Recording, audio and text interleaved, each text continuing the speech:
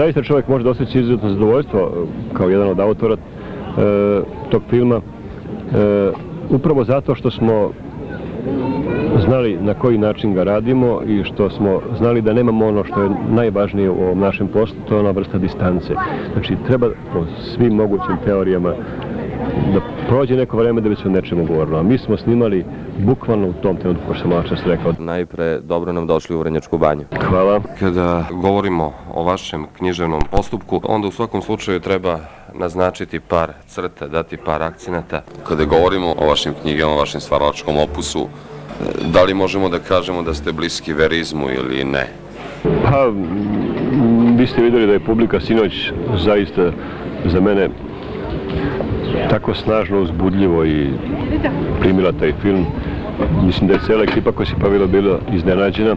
Mi smo smatrali da je to film koji je pravljen pre svega za televiziju, za način gledanja u samoći, u sobi.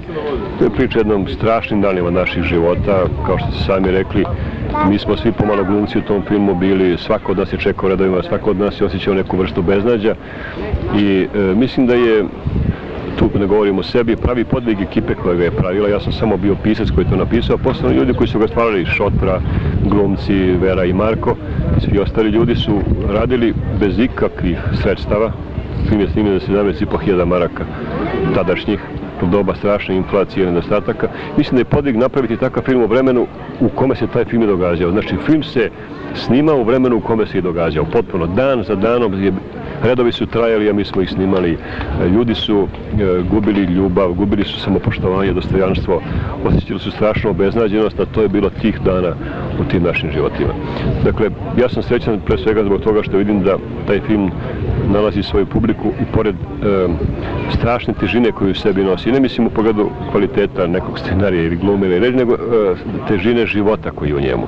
Ali ljudi verovatno to žele da vide, ne samo kao dokument o svom životu, nego kao nešto što bih nazvao željom da se to više nikad ne povrati. I naša sagovornica je, možemo sada već to slobodno reći, glumica institucija, filma, nastupa na televiziji, uvek draga sagovornica, draga gošća. Vera, i ovu ulogu uradili ste u vašem glumačkom stilu, precizno. Vera, od onih vaših prvih dana kada ste se pojavili na filmskom platnu, na televiziji pa do sada, koliko su sve te uloge ostajale u vama? Vera, ovo bi sada već trebalo da bude i neka vaša poruka. Kako dostići to savršenstvo da se ne načini pogrešan i suvišan gest, pokret, reč, replika, ući u improvizaciju ili ne? Kako dostići taj osjećaj? Neko to može ranije, neko tek kasnije. Kako izgleda? Evo, ja ću da vam kažem, kada sam dobila ponudu da igram ovu ulogu u tekstu moga muža, Gordana Mihića, koji nije napisao ovaj komad da bi ja igrala u njemu, već me je Šotra, Zdravko Šotra, pozvao. Bila sam vrlo iznenađena i vrlo uplašena.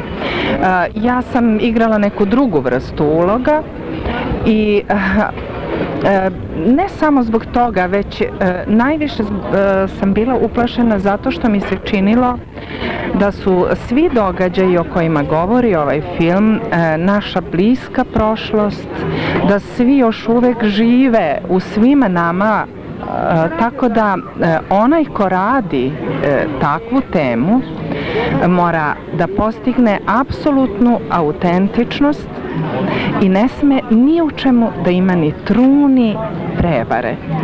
Jer svi mi znamo i prepoznajemo te situacije, znamo takve ljude i zaista moralo je da bude apsolutno istinito.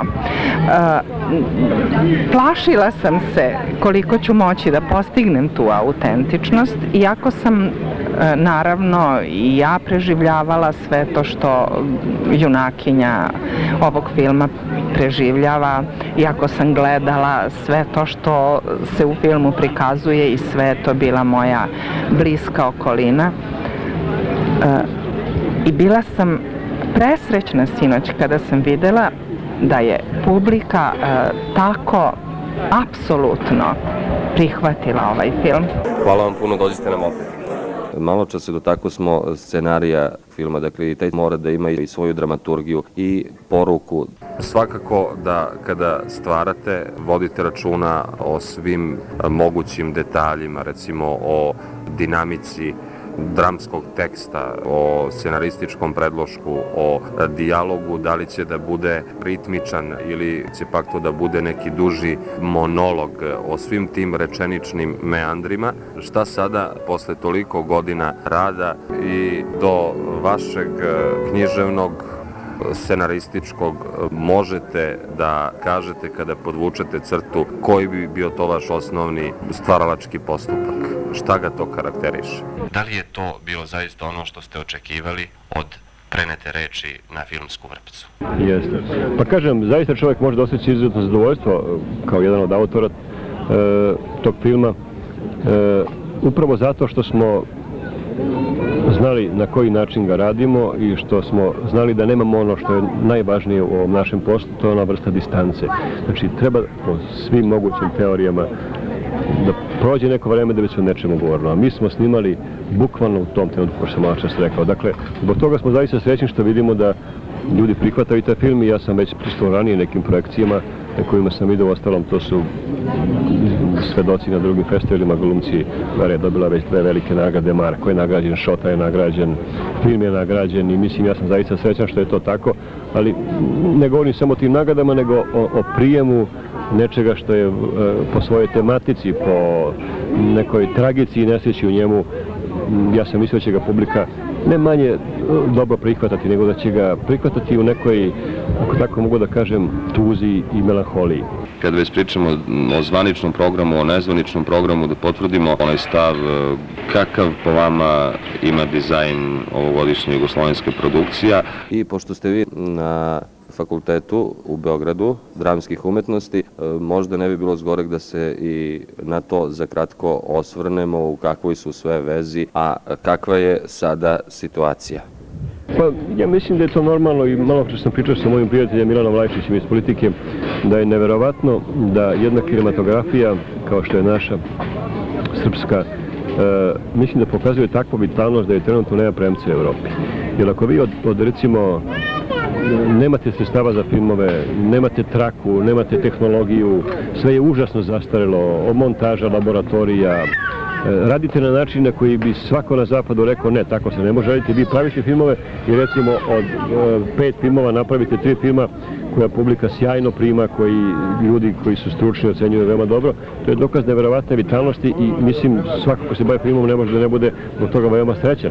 Ja lično mislim da će tek doći vreme ovog našeg filma, koji sada svakako sjajno za nas u smislu profesije, ali mnogo mladog sveta pristiže. Ja sam profesor na Fakultetu dramskih umetnosti, predajem filmski scenariju i znam da jedan od tih mladih ljudi ovdje je šan žirija, Petar Gojičić, mislim, znam da će oni sigurno, kad se skinu sankcije, a i verovatno i pre toga, pokazati i sve svoje kvalitete. Zbog toga možemo da budemo srećni, postoji znači ta starija i srednja generacija, mladi ljudi dolaze i mislim da će srpski film uskoro zaista biti i po opštem mišljenju sigurno bez premca u Evropi.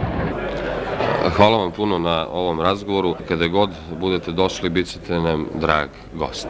Hvala. Ja sam srećan pre svega zbog toga što vidim da taj film nalazi svoju publiku i pored strašne težine koju u sebi nosi. Ne mislim u pogledu kvaliteta nekog scenarija ili glume ili reći, nego težine života koji je u njemu.